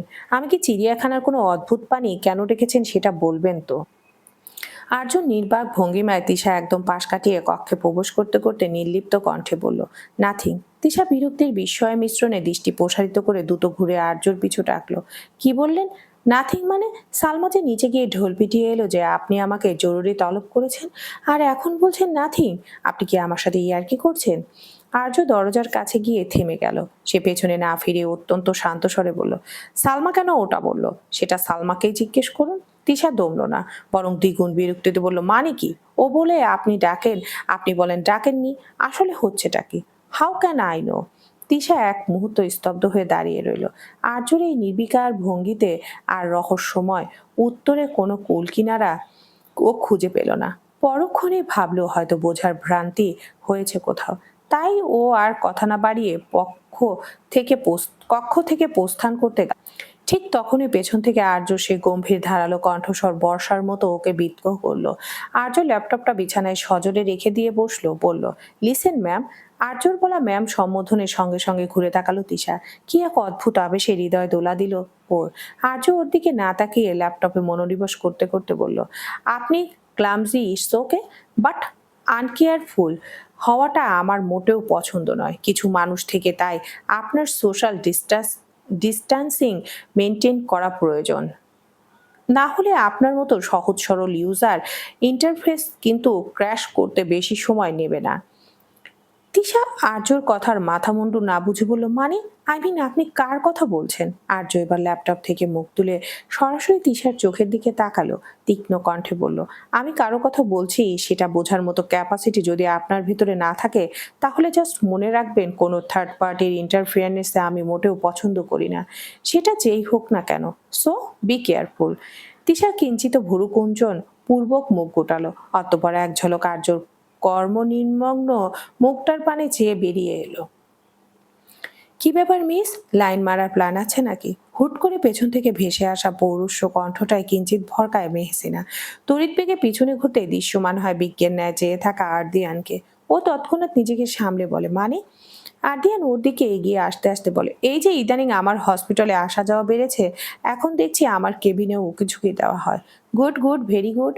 মেহসিনা ভেতরে ভেতরে ভীত স্বতন্ত্র হলেও বাইরে তার লেশমাত্র প্রকাশ না করে বরং বরাবরের ন্যায় বলে, মানে কি? এখন কেউ অসুস্থ হলেও হসপিটালে আসা যাবে না নাকি? আর আপনার হসপিটাল মানে? কোথাও নাম লেখা আছে আপনার? কই, আমি তো দেখছি না। মেহসিনার এমন অকাট্য যুক্তিতে একটু দমলো না আরদিয়ান। ঈষৎ বাঁকা হেসে বলল, বুঝলাম হসপিটালটা আমার নয়, আমার নামও লেখা নেই, বাট কেবিন তো আমার নাম লেখা আছে। ওই যে নেমপ্লেটে বড় বড় অক্ষরে দেখাই যাচ্ছে সার্জন আরদিয়ান এহসানের নাম। নাকি আপনার চোখে প্রবলেম আছে miss?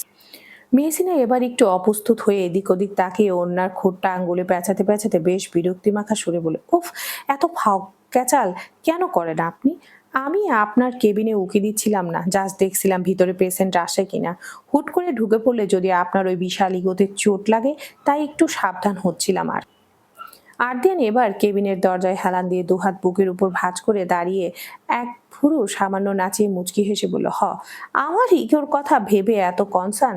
I am impressed miss Mimi. তা এই যে রোজ রোজ কোনো না কোনো ওসিলায় আমার রেডারে ধরা দিচ্ছেন, এটাকে আমি কি এটাকে কি আমি সফট কর্নার হিসেবে ধরে নেব নাকি?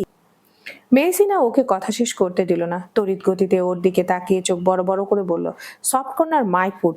আপনার মতো এক ফালি করলার জন্য কার সফট কর্নার হবে শুনি? আমি তো এসেছি স্রেফ দিশার প্রেসক্রিপশনটা রিচেক করতে। আপনি যে অহেতুক নিজেকে সেলিব্রিটি ভাবা বন্ধ করুন তো মিস্টার সার্জন। আরদিয়ান এবার এক কদম এগিয়ে এলো, মেহসিনার চোখের খুব কাছে নিজের মুখটা নিয়ে ফিসফিসিয়ে করে বলল, করলা ইন্টারেস্টিং, তেতো হলেও কিন্তু স্বাস্থ্যের জন্য ভালো। আর শুনুন, প্রেসক্রিপশন চেক করার জন্য রিসিপশন আছে, জুনিয়র ডাক্তাররা আছে। সরাসরি এই অধমের কেবিনে হানা দেওয়াটা কিন্তু অন্য কিছুর সিগন্যাল দিচ্ছে।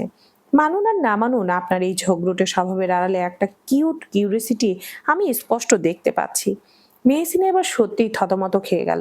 আরদিয়ানের এই ফ্ল্যাট করার ভঙ্গিটা ওর হার্টবিটকে যেন অলিম্পিকের দৌড়ে নামিয়ে দিয়েছে। ও দুটো এক পা পিছিয়ে গিয়ে আমতা আমতা করে বলল, আপনি আপনি জাস্ট একটা, আপনার সাথে কথা বলা মানে নিজের মাথা খারাপ করা। আমি যাচ্ছি। আরদিয়ান সশব্দে হেসে উঠল। ও পেছন থেকে ডাক দিয়ে বলল, আরে শুনুন, পালিয়ে যাচ্ছেন কেন? কফিটা তো খেয়ে যান। নাকি কফিতেও বিষ মেশানোর ভয় পাচ্ছেন? প্রমিস করছি ওটা একদম আপনার মতোই করা, বাট সুইট হবে।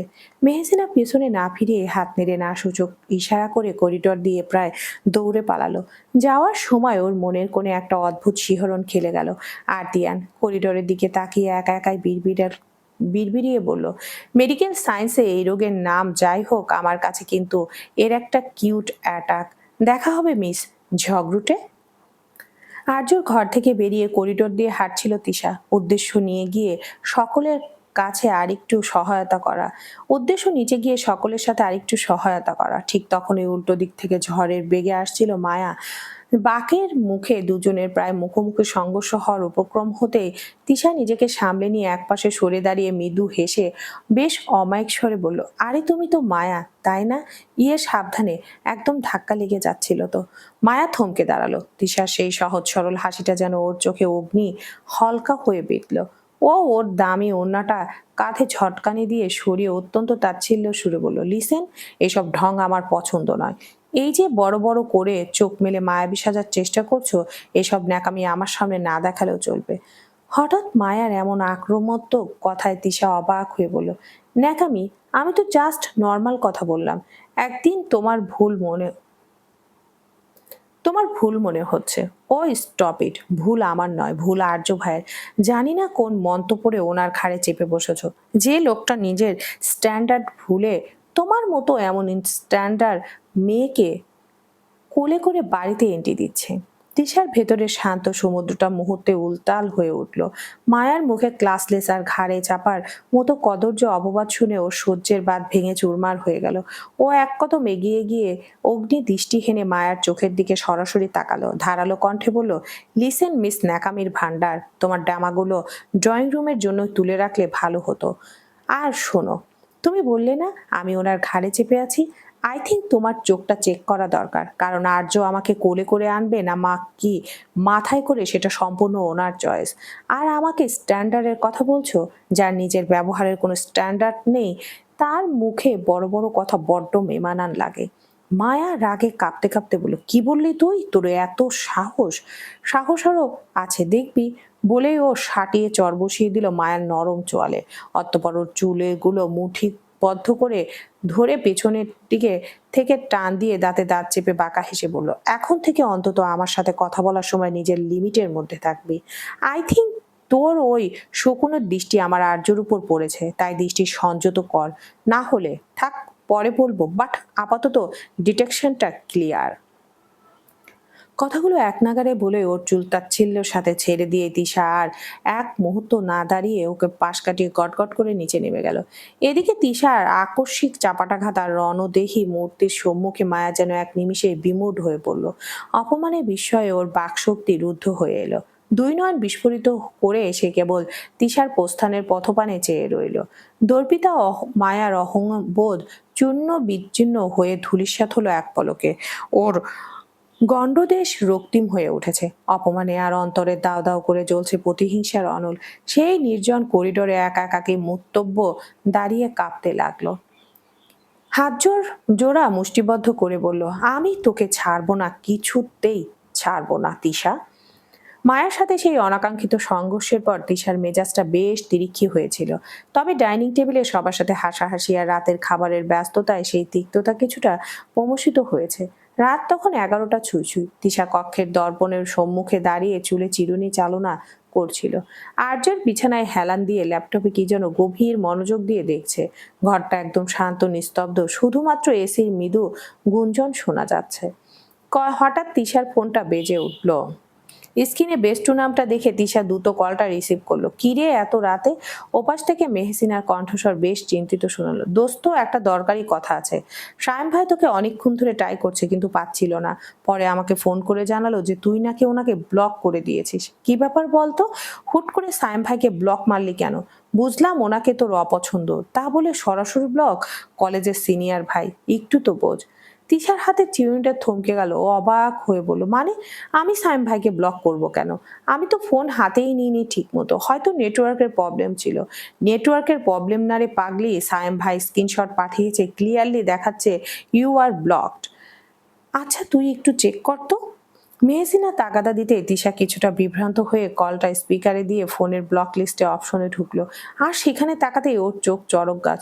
সত্যি তো, সায়েম ভাইয়ের নম্বরটা সেখানে জলজান্ত শোভা পাচ্ছে। কিন্তু আরো অবাক করা বিষয় হলো ব্লকের সময়টা আজকের।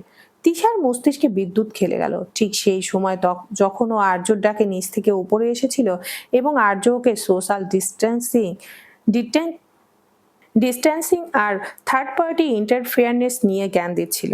আর্য ধীর লয়ে ঘাড় ঘুরিয়ে তিশা ধীর লয়ে ঘাড় ঘুরিয়ে আর্যর দিকে তাকালো। আর্য এখনো একইভাবে ল্যাপটপে মগ্ন, যেন পৃথিবীর কোনো খবরই তার কাছে নেই।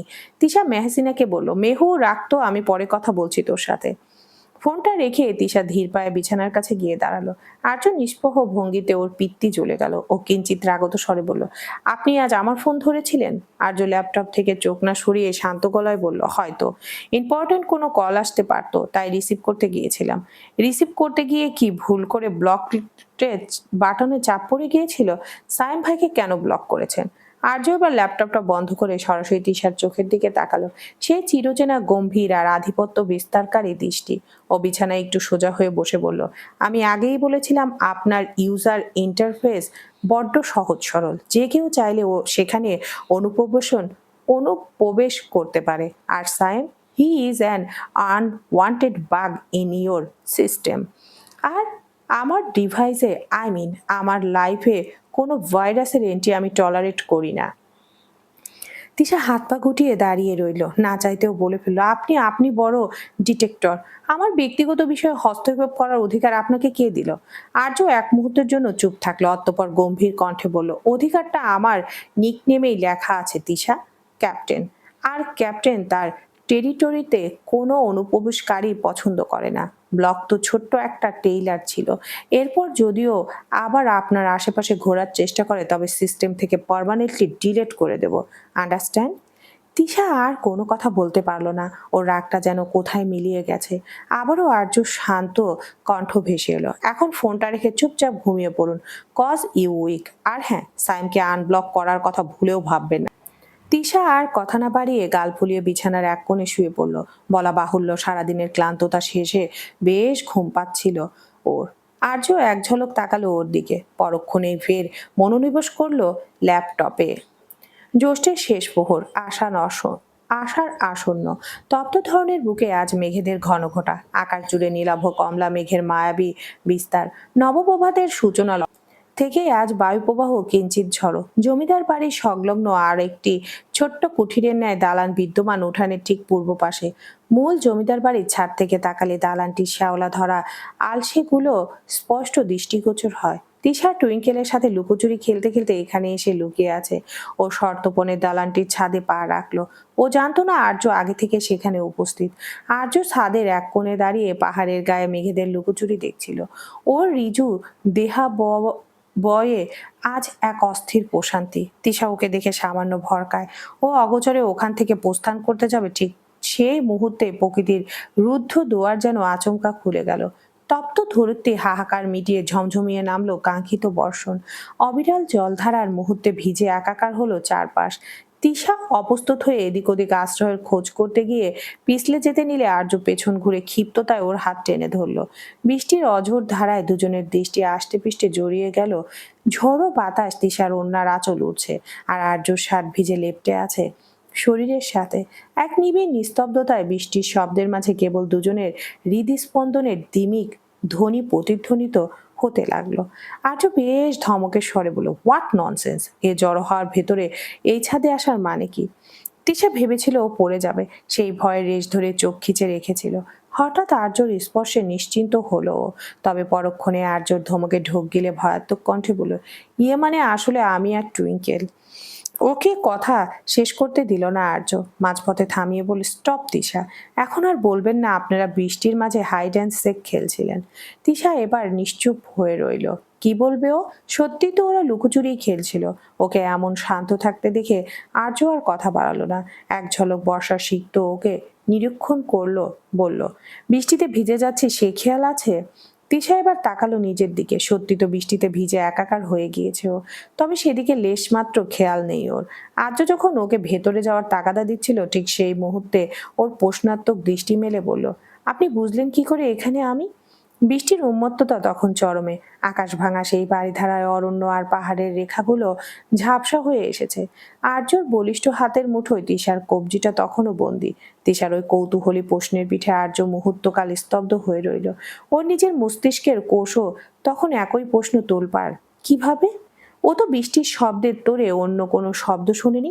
তবে তিশা পা পিছলে যাওয়ার ঠিক আগের মুহূর্তে কেন ওর হাতটা স্বয়ংক্রিয়ভাবে ওদিকে প্রসারিত হলো? এক অদ্ভুত অতন্দনীয় টান যেন বাতাসের স্পন্দনে তিশার উপস্থিতি আগেভাগে ওর স্নায়ুতে পৌঁছে দিয়েছিল।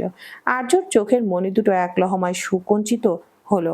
পরক্ষণেই সেই বিস্ময় ঝেড়ে ফেলে ও চিরচারিত বর্মটা পরে নিয়ে গম্ভীর স্বরে বলল, বোঝার কি জন্য কি খুব রকেট সায়েন্স লাগে? এই পুরো তালুকদার মঞ্জিলের আপনার মতো ক্লামজি আর আনপ্রেডিক্টেবল সেকেন্ড কোনো ক্যারেক্টার নেই। আপনার চলার শব্দে একটা অদ্ভুত ছন্দ আছে, এমনকি আপনার ওই অবাধ্য নিঃশ্বাসের ছন্দেও ক্লামজিনেস মিশে থাকে। আই থিঙ্ক ওটা এনাফ আপনার উপস্থিতি বোঝার জন্য। তিশার ঠোঁট উল্টে বিড়বিড়িয়ে বলল, সারাক্ষণ জিপিএস ট্র্যাকারের মতো আমায় নজরে রাখে নাকি এলো? আর্যর কর্ণগোচর হলো না তিশার বিড়বিড় করে বলা কথাগুলো। ও বৃষ্টির হাত থেকে বাঁচতে তৎক্ষণাৎ তিশাকে নিজের পার্শ্ববর্তী চিলেকোঠায় নামাতে যায়। ঠিক তখনই তিশার নজর কাড়ল জমিদার বাড়ির জানালা সেই নিভৃত কোণটা। সেখানে পর্দার আলে মায়া দাঁড়িয়ে আছে। ওর দৃষ্টিতে বিষাক্ত ঈর্ষার এক লিলিহান শিখা, যেন দূর থেকে একজোড়া শকুনের দৃষ্টি বিচ্ছে তাদের দুজনের উপর। তিশার ঠোঁটের কোণে এক চিলতে বাঁকা হাসি খেলে গেল। ও মায়াকে বুঝিয়ে দিতে চায় এই বৃষ্টি শান্ত মুহূর্তের দখলদারিত্ব আদতে কার। আর্য যেই না এক কদম বাড়ালো, তিশা হুট করে ওর ভেজা শার্টের হাতা খামচে ধরে নিজের আরো কাছে টেনে নিল। আর্য অপ্রস্তুত হয়ে থমকে দাঁড়ালো। ওর কপালে সূক্ষ্ম ভাঁজ পড়ল সহসা। কি হলো? ভেতরে চলুন, ঠান্ডা লেগে যাবে তো। তিশা এবার ওর কাজল মাখা চোখের পাতাগুলো বৃষ্টির জলে সিক্ত করে এক মায়াবী আকুতি ফুটিয়ে একদম বাচ্চার মতো মুখ করে বড্ড আদুরে স্বরে বলল, আর একটু থাকি না? নো, আপনার কোল্ড প্রবলেম আছে। প্লিজ দেখুন না আকাশটা আজ কেমন পাগলামি করছে। এই বৃষ্টির ঘানটা বড্ড নেশা ধরায়। Just 5 minutes.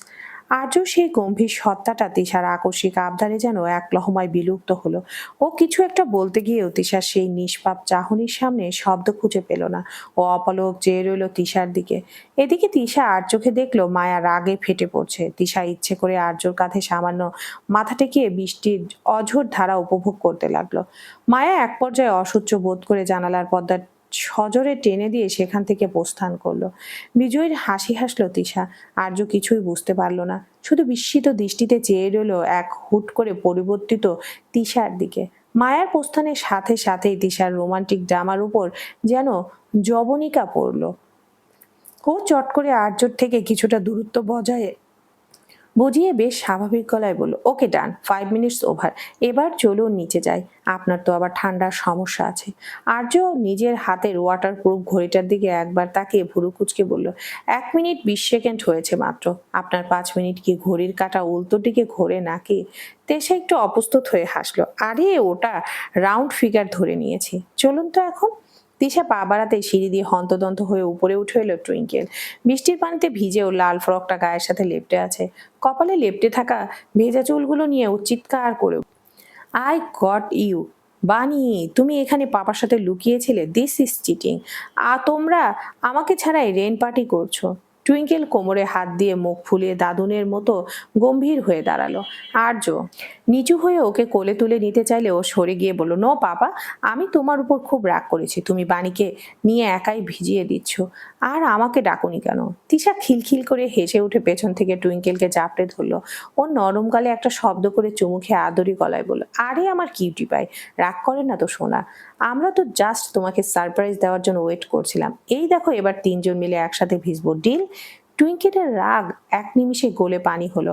ও হাততালি দিয়ে লাফিয়ে উঠে আর্যর হাত টেনে ধরে বলল, পাপা জলদি এসো, আমরা এই দুষ্টু রেইন ওয়াটারের সাথে ফাইট করব। বানি চলো আমরা গোল হয়ে ঘুরি। তিশা আর টুইঙ্কেল বৃষ্টির ধারায় গোল হয়ে ঘুরতে শুরু করলো। আর্য একপাশে দাঁড়িয়ে পকেটে হাত দিয়ে অপলক চেয়ে রইল ওদের দিকে। তিশার হাসির শব্দ আর টুইঙ্কেলের মিষ্টি কথার কলকাকলি মিশে এই বৃষ্টি স্নাত প্রভাতটায় এক জান্নাতি পরশ বুলিয়ে দিল যেন। মিনিট দশেকের মতো এভাবেই ভিজলো ওরা। তিশা কালকে ফোন না করে টুইঙ্কেলকে বাথরুমে নিয়ে শাওয়ারের কুসুম গরম পানিতে ভালো করে গোসল করিয়ে দিল, যাতে পাহাড়ি হিমেল হাওয়ায় ওর সর্দি না বসে। ফ্রেশ হয়ে লাল উলের তোয়ালে মাথা মুছতে মুছতে টুইঙ্কেল যখন বিছানায় লুটোপুটি খাচ্ছে, তিশাও দ্রুত নিজের ভিজে কাপড় বদলে একটি আরামদায়ক সালোয়ার কামিজ পরার উদ্দেশ্যে কমন বাথরুমের দিকে পা বাড়ালো। ওদিকে আর্যও নিজের ভেজা শার্ট ত্যাগ করে দ্রুত শাওয়ার সেরে বেরিয়ে এলো। আয়নার সামনে দাঁড়িয়ে চুল ঠিক করতে করতে আর্য আর চোখে দেখলো ঘর জুড়ে এখন বৃষ্টির সোদা গন্ধ আর একরাশ পারিবারিক প্রশান্তির চাদর বিছিয়ে দিয়েছে। ওকে বের হতে দেখে টুইঙ্কেল গুটি গুটি পায়ে ওর দিকে এগিয়ে এসে বলল, পাপা। আর্য ঘুরে দাঁড়িয়ে এক চিলতে হাসলো। ও হাঁটু গেড়ে টুইঙ্কেলের সম উচ্চতায় বসে ওর ভেজা নাকটা আলতো করে টিপে দিয়ে বলল, ইয়েস প্রিন্সেস, আমরা পাহাড় দেখতে যাব না? যাবো তো মাম্মা। কবে? তুমি কবে যেতে চাও প্রিন্সেস? আর্যর এহেন প্রশ্নের জবাবে খানিকক্ষণ চুপ থেকে টুইঙ্কেল তাদেরকে আর্য ফের শুধায়, টেল মি মাম্মাম, তুমি কবে যেতে চাও? টুইঙ্কেল এবার ঘুরে ফিরে তিশাকে খুঁজে না পেয়ে ওর নীলাভ মায়াবী দৃষ্টি আর্যর দিকে মেলে আদরীয় কণ্ঠে বলল, কবে যেতে চাই আমি জানি না, কবে যেতে চাই। মেয়ের মেয়েরা এমন কথায় ফিক করে হেসে দিল আর্য। তবে বাণী যখন বলবে তখন যেতে চাই। তুমি নিয়ে যাবে তো পাপা? অফকোর্স মাম্মা। টুইঙ্কেল আর্যর থেকে মন মতো জবাব পেয়ে গলা জড়িয়ে ওর মুখে ছোট্ট একটা চুমু দিয়ে বলল, you are the best papa, love you. Arya মুচকি হেসে মেয়ের নরম গালে চুমু দিয়ে বলল, লাভ ইউ টু মাম্মাম। বাবা মেয়ের খুনসুটি যখন চরমে, ঠিক সেই সময় কক্ষে প্রবেশ করলো তিশা। ও কিঞ্চিত সরুনত্রে এদের নিরীক্ষণ করছে, কিছু বলার ঠিক পূর্বে মুহূর্তে কক্ষে কড়া নাড়ল সালমা। ভাইজান ভাবি আপনাকে ভাইজান ভাবিকে আর আপনাকে দাদিমা নিচে খেতে ডাকছেন। আর্য এক ঝলক দরজার দিকে তাকিয়ে দেখলো তিশা দাঁড়িয়ে আছে ওখানে। কিছু বলার আগে তিশা সালমাকে বলল, তুমি যাও, আমরা আসছি।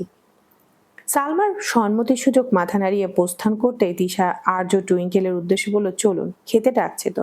আর্য টুইঙ্কেলকে কোলে তুলে বাইরের উদ্দেশ্যে পা বাড়াতে বাড়াতে বলল, হুম চলুন। ডাইনিং এর পরিবেশ জমজমাট। সেগুন কাঠের বিশাল ডাইনিং টেবিলের উপরে ধোয়া ওঠা ভোনা খিচুড়ি, ইলিশ মাছ ভাজা আর বেগুনের সুবাসে অন্দরমহল মৌ মৌ করছে। বৃষ্টির দিনে এমন ভোজের খানে সবাই ক্ষুধায় যেন দ্বিগুণ হয়ে গেছে। আর্য আর তিশা যখন টুইঙ্কেলকে নিয়ে ডাইনিং এ প্রবেশ করলো, তখন সবার দৃষ্টি একযোগে তাদের উপর নিবদ্ধ হলো। মায়া আগে থেকে এক কোণে বসে প্লেটে চামচ দিয়ে শব্দ করছিল। ওর দৃষ্টি তিশার ভেজা চুলগুলোর উপর গিয়ে স্থির হলো। আঞ্জুমান বেগম চশমার উপর দিয়ে একবার আর্য আর একবার তিশাকে পরখ করে নিয়ে কৌতুক ভরা স্বরে বলেন, বলি জামাই আমার দেখছি ভালোই রোমান্টিক হয়েছে, বউকে নিয়ে সকাল সকাল বৃষ্টিতে ভিজেছে, আবার একসাথে খেতেও আসা হচ্ছে। বাবা। নানির কথায় আর্যর হেলদোল না দেখালেও খানিক লাজুক হাসলো তিশা। টুইঙ্কেলকে পাশ থেকে ফোড়ন কেটে বলল, জানো বড় মাম্মা, পাপা আর বানি তো আমাকে ছাড়াই ভিজছিল, পরে আমিও গিয়ে ওদের ধরেছি। আঞ্জুমান বেগম টুইঙ্কেলকে পাশে এনে নিজের কোলের উপর বসিয়ে বললেন, দেখেছো কাণ্ড, তোমাকেও নেয়নি? টুইঙ্কেল নিষ্পাপ চেহারায় মাথা নাড়িয়ে দুপাশে বলল, না তো। ওনাদের এমন কাণ্ডে উপস্থিত সকলে কিছুটা শব্দ করে হেসে উঠল, আর এতেই লাজুক তিশা কুণ্ঠিত লাজুক লতার ন্যায় গুটিয়ে পড়ল। এদিকে সবকিছু বড্ড ন্যাকামি ঠেকছে মায়ার কাছে। ইচ্ছে করছে সামনে থেকে প্লেটটা তিশার মাথায় ছুঁড়ে মারতে। তবুও দাঁতে দাঁত চেপে সমস্ত রাগ নিবারণের ব্যর্থ প্রচেষ্টা চালালো মায়া। ভুনা খিচুড়ি আর ইলিশ ভাজার স্বাদে সবাই যখন মগ্ন, ডাইনিং টেবিলের আমেজ তখন বেশ তুঙ্গে। তিশা একমনে খিচুড়ির সাথে মরিচ মেখে নিচ্ছিল। ঝাল আর লেবুর সুবাসে ওর জিভে রীতিমতো পানি চলে এসেছে। কিন্তু হুট করে এক লোকমা মুখে দিতে বিপত্তি ঘটলো। অতিরিক্ত ঝাল আর শুকনো মরিচের একটা টুকরো গলায় গিয়ে তিশার দমবন্ধ হওয়ার উপক্রম হলো। তিশা আচমকা কাশতে শুরু করলো। ওর ফর্সা মুখটা মুহূর্তেই রক্তিম বর্ণ ধারণ করে নেত্র কার্নিশ বেয়ে গড়িয়ে পড়লো এক ফোঁটা নোনা পানি। টেবিলের সবাই থমকে গেল। আর্য সবকিছু একপাশে সরিয়ে বিদ্যুৎ বেগে চেয়ার ছেড়ে উঠে দাঁড়ালো। ও এক মুহূর্ত দেরি না করে পাশের জগ থেকে গ্লাসে পানি ঢেলে তিশার ওষ্ঠাধরে ধরলো। তিশা, শান্ত হন, এই তো পানিটা খান, কুইক। আর্যর কণ্ঠে এক অদ্ভুত উদ্বেগ মিশ্রিত অস্থিরতা। ও এক হাতে গ্লাস ধরে অন্য হাতে তিশার পেট পরম মমতায় হাত বুলিয়ে দিতে লাগলো। তিশা কাশতে কাশতে আর্য শার্টের হাতাটা খামচে ধরলো। আর্য নিচু স্বরে অনেকটা ফিসফিস করে ওর কানের কাছে বলল, ঠিক আছেন? Are you okay? একটু বড় করে শ্বাস নিন। তিশা পানি খেয়ে কিছুটা ধাতস্থ হতে আর্য ওর চোখের জল নিজের আঙ্গুল দিয়ে মুছে দিল। ডাইনিং এর সবাই অবাক হয়ে দেখলো আর্যের এই ক্যারিং সত্তাটাকে। মায়ার কাছে মনে হলো এই দৃশ্যটা ওর কলিজায় ফুটন্ত তেল ঢেলে দিচ্ছে। আর্যর ওই স্পর্শ, ওর চোখের সেই গভীর চিন্তা, সব যেন তিশার জন্য বরাদ্দ। মায়া সজোরে চামচটা প্লেটে ফেলে দিয়ে চেয়ার টেনে উঠে দাঁড়ালো। ওর চোখ দুটো তখন রাগে রি করছে। কারো দিকে না তাকিয়ে ও কর্কশ স্বরে বলল, আমার খিদে নেই, আমি আসছি। মায়া হনহনিয়ে ঘর থেকে বেরিয়ে যেতে আঞ্জুমান বিবি মুচকি হাসলেন। আর্য তখনও তিশার দিকে ঝুঁকে ভুরু কুচকে জিজ্ঞেস করছে, এখন কেমন লাগছে? বেশি ঝাল খাওয়ার কি দরকার ছিল আপনার? আর্য আর তিশার দিকে তাকিয়ে জোরপূর্বক হেসে ওকে নিশ্চিত করে বলল, আম ফাইন। আর্য যেন এক মুহূর্তের জন্য দুশ্চিন্তার রাজ্য থেকে বেরিয়ে আসলো। কোচকানো ভুরু যুগল শিথিল হলো সহসা। চলবে।